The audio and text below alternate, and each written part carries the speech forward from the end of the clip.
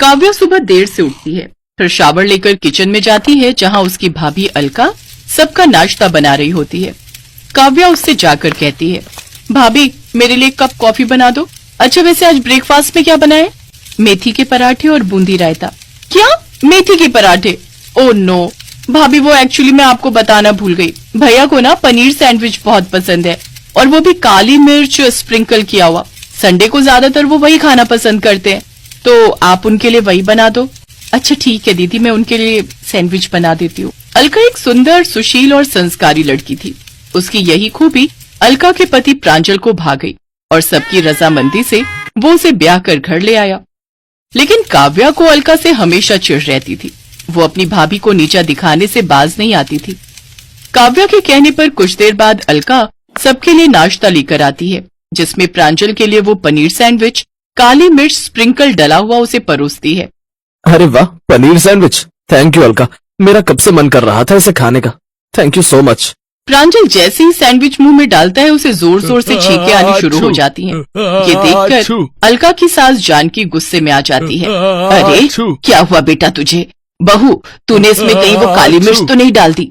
हाँ माँ जी डाली है। अरे तेरा दिमाग खराब है क्या? तुझे पता नहीं मेरे बेटे को काली मिर्च से एलर्जी है। अब खड़ी खड़ी मेरी शक्ल क्या देख रही है? जा जल्दी से डॉक्टर को फोन करके बुला। कुछ देर बाद डॉक्टर घर आता है और उसे दवाई देकर चला जाता है।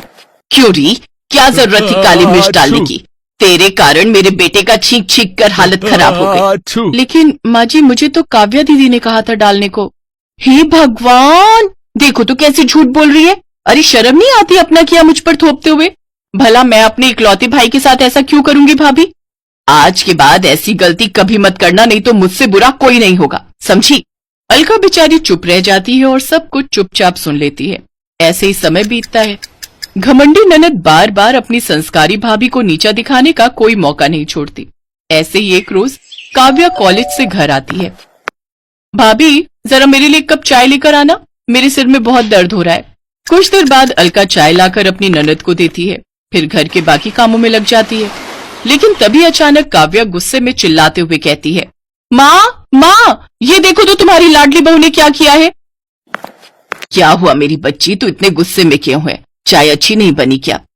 चाय पीने लायक हो तो पियो ना। ये देखो भाभी ने इसमें छिपकली का मरा हुआ बच्चा डाला है ताकि इस चाय को पीते ही मैं मर जाऊं। क्या? मेरी बच्ची तू ठीक तो है ना? तूने इसे पिया तो नहीं ना? लेकिन ये कैसे हो सकता है? मैंने तो खुद कप धोया था और चाय भी छान कर दी थी। ना जाने ये आखिर चाहती क्या है। पहले तो जानबूझकर मेरे बेटे को काली मिर्च देती है और अब मेरी बेटी को चाय में मरी हुई छिपकली। क्यों री, तू मारना चाहती है हम सबको? भाभी मैं आपकी इकलौती ननद हूं और आप मेरे साथ ऐसा कर रही थी। छी, मुझे तो घिन आती है आपको भाभी कहते हुए भी। अगर मैं आपको पसंद नहीं तो सीधा सीधा बोल दो, लेकिन कम से कम ये सब तो मत करो। मत रो मेरी बच्ची, अब तू चल और कमरे में चलकर आराम कर ले।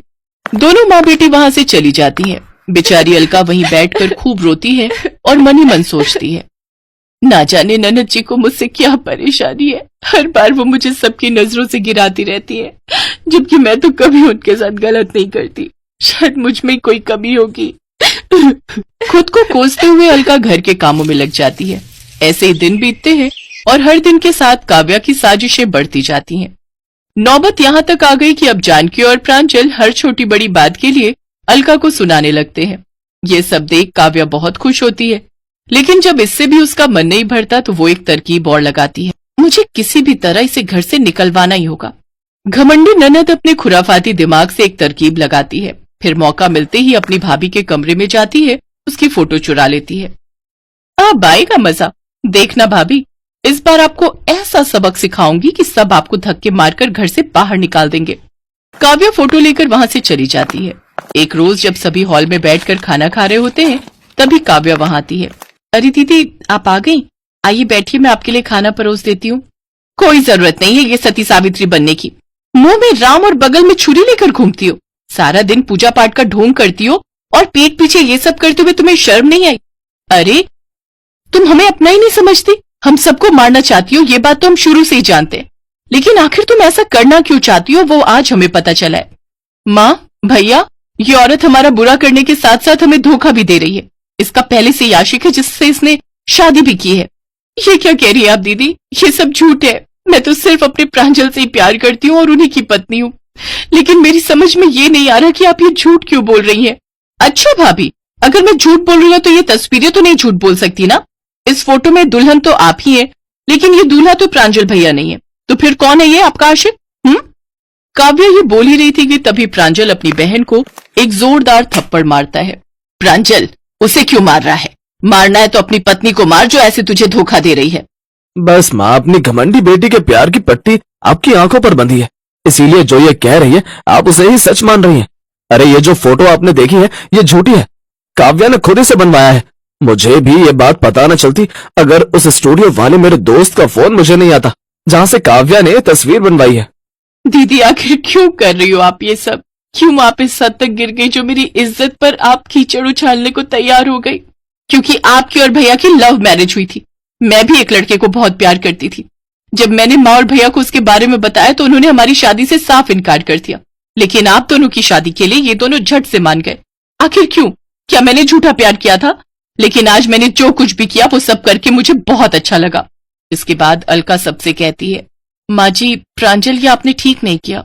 अगर दीदी किसी को पसंद करती है तो इसमें गलत क्या है?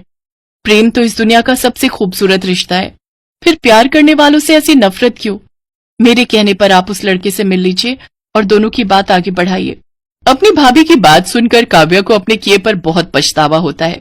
काव्या अपने किए के लिए अपनी भाभी अलका से माफी मांगती है। मुझे माफ कर देना भाभी, मैंने तुम्हारे साथ कितना गलत किया, लेकिन फिर भी तुमने मेरे बारे में इतना सोचा। अलका काव्या को माफ कर देती है और उसे गले लगा लेती है, जिसके बाद प्रांजल और जानकी को भी अपनी गलती का एहसास होता है और वो भी काव्या से माफी मांगते हैं। साथ ही काव्या की शादी उसके मनपसंद लड़के से करवा देते।